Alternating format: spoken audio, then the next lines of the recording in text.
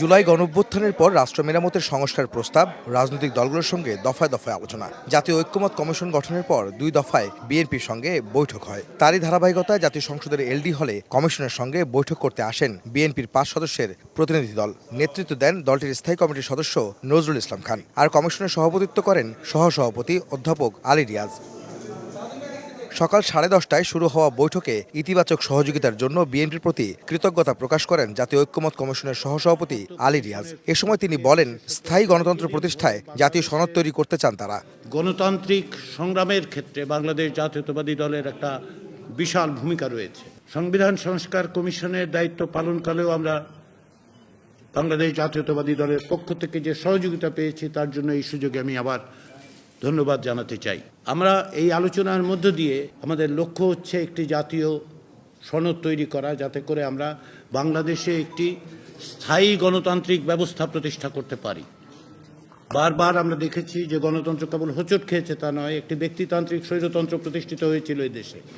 সেগুলো যাতে ভবিষ্যতে না ঘটে, যার বিরুদ্ধে বাংলাদেশের রাজনৈতিক গণতান্ত্রিক শক্তিগুলো দীর্ঘদিন সংগ্রাম করেছে এবং জাতীয়তাবাদী দল তার অগ্রগণ্য হিসেবে ভূমিকা পালন করেছে, সেই জায়গায় সেই প্রাতিষ্ঠানিক রূপ দেওয়ার জন্যই এই প্রচেষ্টা।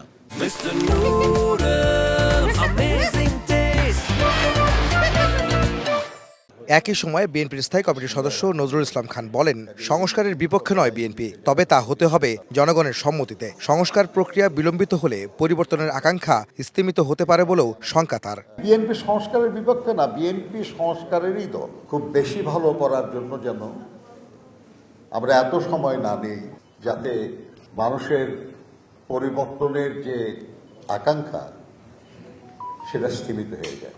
এবং আমরা যে 31 দফা কর্মসূচি বলেছি, এটা কারো কাছে দাবি না, এটা আমাদের এক ধরনের ঘোষণা, এক ধরনের প্রতিশ্রুতি।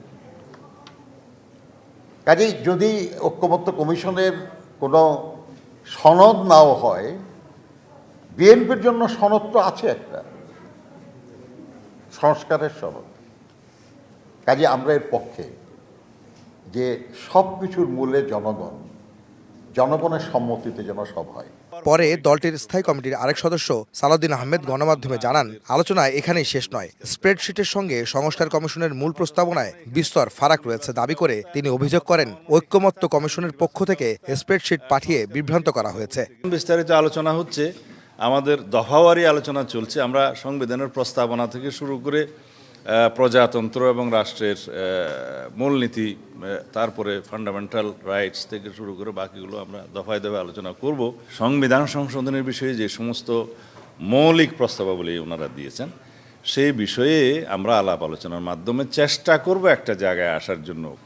যে সমস্ত বিষয়ে হ্যাঁ না জবাবের জন্য যে শিট দিয়েছিল ওখানে উল্লেখ আছে, সেখানে আমরা বিস্তারিত রিপোর্টে গিয়ে দেখলাম বিস্তর ফারাক।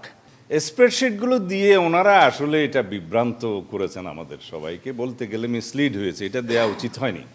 চূড়ান্ত তো আলোচনা নয়, এটা আমার মনে হয় আমরা দ্বিতীয় পর্যায়ে আলোচনা করছি। প্রয়োজনে আজকে যদি সমাপ্ত না হয় আরও আলোচনা হবে। এখন আমরা সেই আলোচনা সমাপ্ত করিনি। আশা করি আমরা একটা পজিটিভ দৃষ্টিভঙ্গি নিয়ে আগাচ্ছি।